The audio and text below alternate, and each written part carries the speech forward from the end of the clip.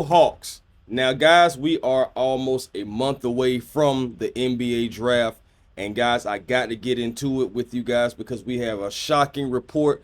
We have writers, guys who are very, some prominent in the NBA, and they have the Atlanta Hawks making a bold move at 13 and also maybe a risky move at 22. But you already know, guys, welcome back to Hawks Digest. I am Chris Tip Moore. Hey, take off your shoes and leave on your socks, and we're going to get into this new report. Again, shocking bold move from the Atlanta Hawks in the NBA draft, taking two, it's taking a center for one. That's a good thing, right? And also taking someone at 22 who kind of could be the best player available. Of course, we're going to get into whether this works for the Atlanta Hawks, the pros, the cons to it, and just everything surrounding our Atlanta Hawks. So again, welcome back to Hawks Digest, and you already know. Thank you to everyone who is supporting Hawks Digest. Thank you so very much. And if you're subscribed, salute to you. Then again, if you are not subscribed, if this is your first time with Hawks Digest, I encourage you to go ahead and make us one of your first listens when you need that Hawks content because we have you covered. All right, guys, let's talk 13 and 22. I'm going to bring it up on the big screen for you guys. This young man, this is Joan Beringer from Celovita Olympia. I just had to make sure I got that correct, but yes, this young man in 30 games in the ABA league averaged 5 points, 4 rebounds. Of course, he's only 18 years old. In the Euro Cup, he played 19 games, 4.6 points, 5.3 rebounds, shooting percentages in the 30 games, 58.8%, shooting percentages in the 19 games, 61.3%. Now, this young man right here, I feel like he has all the elite physical tools. He's 6'11", he's 6'11" with a 7'3" wingspan. And I can't wait to see like what his actual numbers will be when the international combine goes. But I can tell you, this guy has a high motor.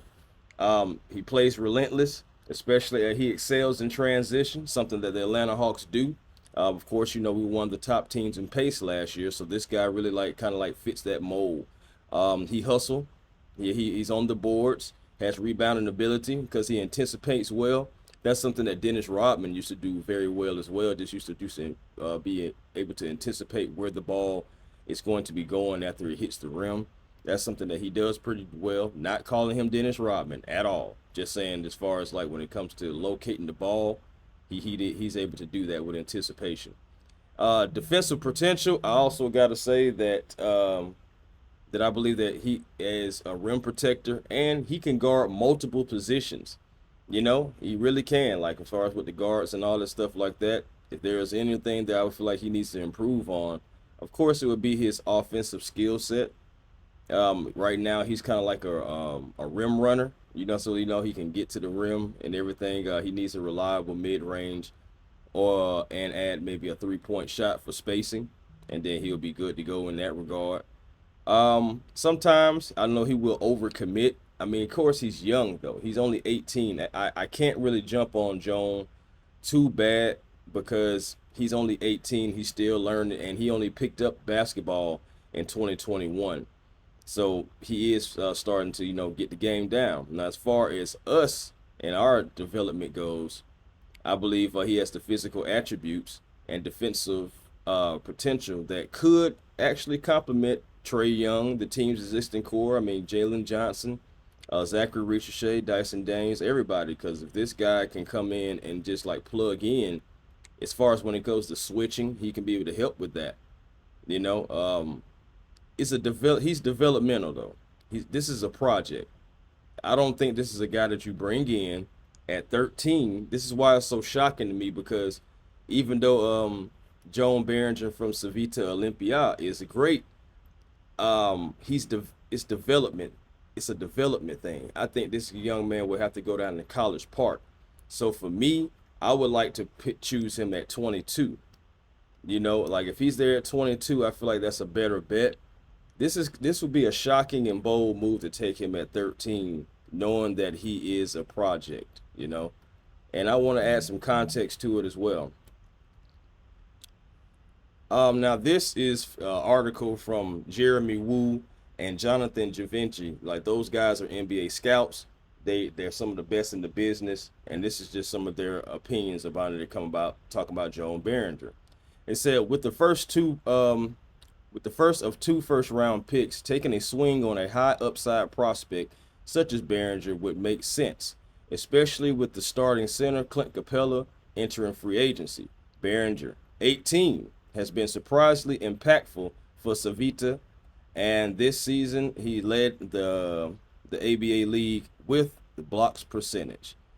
Tremendous physical tools, like I just said, combined with his ability to cover ground on the perimeter, switch to smaller players, and protect the rim, show his significant potential, especially because he has been playing basketball for only 3 years. Like I just said, he's only been playing basketball since 2021, and this is coming right here is coming from an expert opinion. Now, again, like I said, this guy, to me, taking him at 13 is a bold move. It really is, because but he's only been playing basketball for 3 years, so I think going down to College Park would help him tremendously if you decide you want to take him. But that is a major shocking risk at 13, guys. I gotta keep it real with you. But there's also another young man as well that is being a part in tying him to the Atlanta Hawks, and I want to bring him up to you guys as well. This is Will Riley out of Illinois, and he played 35 games, 25 minutes. He averaged 12.6 points and 4.1 rebounds. Now, 2.2 assists. As far as his shooting percentages, 43%, 32% from three, 74% from the field. Excuse me, from it's free, the free throw line. Now, this young man, he was the Big Ten Sixth Man of the Year. He won that award. He scored double figures in 22 games, including 6 20-point outings. He's an Illinois freshman. He recorded 22 points in the NCAA tournament and their first round win over Xavier. So he has scoring versatility, athleticism, you know what I'm saying, somewhat of a basketball IQ as well, understanding the game. He makes smart plays on both ends of the court. Was checking some of his tape out last night, to be honest, just to see who is this Will Riley kid. And, as far as like spacing goes, that 3-point percentage is definitely going to have to go up, especially playing the position that he is. He's going to be probably he's going to be like a forward.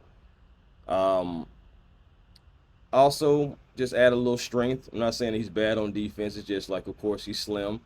So he's going to have to add a little strength and everything. How he would fit with the Atlanta Hawks, in my opinion, it would be like the scoring potential and versatility, being able to be like a two-way player, like Dyson Daniels. Right now, he would be kind of, I mean, as far as on the offensive end, maybe a little bit more advanced than Dyson to begin with. But he has the potential, again, to be like a two-way player, I believe. And I just wanted to get to Jeremy Woo's comments about him right here. Look, and here's his combine measurements as well. 6'8" without shoes. Standing reach 8.8. And, so the wingspan 6'8" as well. This guy, so that's not bad at all. And here is the intel and fit. This is their opinion. This is Jeremy Woo's opinion. It's difficult to identify a clear direction for the Hawks, as previously mentioned, until Atlanta finalizes a hire to lead its front office. But with the Atlanta Hawks already adding a big man in Beringer, they can take the best available approach with Riley, another young player who has substantial long-term upside, and his body and skill set need to mature. So, with that being said as well, guys, yeah, I can vouch for that. But when we're talking about taking the best player available, they also add some context to saying you're going to have to be patient with this guy because he is not ready. He is also another project that you can possibly send down to College Park, let him hone his skills and stuff like that. My thing is, that's cool and all, but I would like to go a different direction. And with that being said, I gotta let you guys know that it is the return. Tips, request picks. Guys, it's the return of tips, request picks. So at 22, and the way that the draft board fell, I would have to say, and to add some context to it, Derek Quin was already gone at 12 in this mock draft, and also Isaiah Noel was also gone. Danny Wolf was also gone. So I just want to add some context to this. But at 22, I understand the best player available to Will Riley. We already got a center in Beringer. But I have to add this guy right here. There's no point in me letting him drop to OKC when I can add him to the Hawks. And I'm talking about Max Raynard. This guy right here, man, I like him. He's polished. He's 7'1". He can jab. He can shoot. He can pass from the mid post as well. He uses all his angles as well as good as well. As far as the low post, I feel like he's like that classic back to the basket type of a guy who can, show that touch. As far as even in the combine, he showed promise in the combine as he was one of the biggest winners of the combine. Arguably, it's an impressive performer in scrimmages. Come on now, this is a 7 feet tall guy barefoot. With a huge 9.2 standing reach, guys.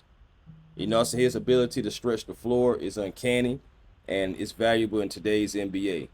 But honestly, like I said, he held his own in Chicago in the combine. Sorry, I can't talk this morning. But honestly, this guy right here, that's a guy that I would like. He boxes out when he rebounds. He's not a flashy player like that, but he's big fundamental. Passing IQ is on point. Defensive, he's positionally sound. That's what I want to say, because he's a shot blocker, plays smart, helps on defense. NBA projection, I would say, I've said it before, think about a less physical Domantas Sabonis or Jakob with a shot, and better movement on his feet. Guys, again, I got to go get players that make a difference. And even if you do go get Beringer, you can go get Raynard and have two centers. You can have one developing, one who can be guarding the power forward position and a center, and somebody who can be your outright center.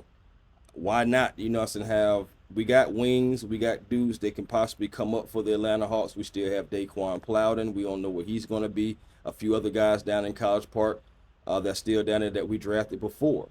So we have guys down there, but guys that we don't have in College Park are big men.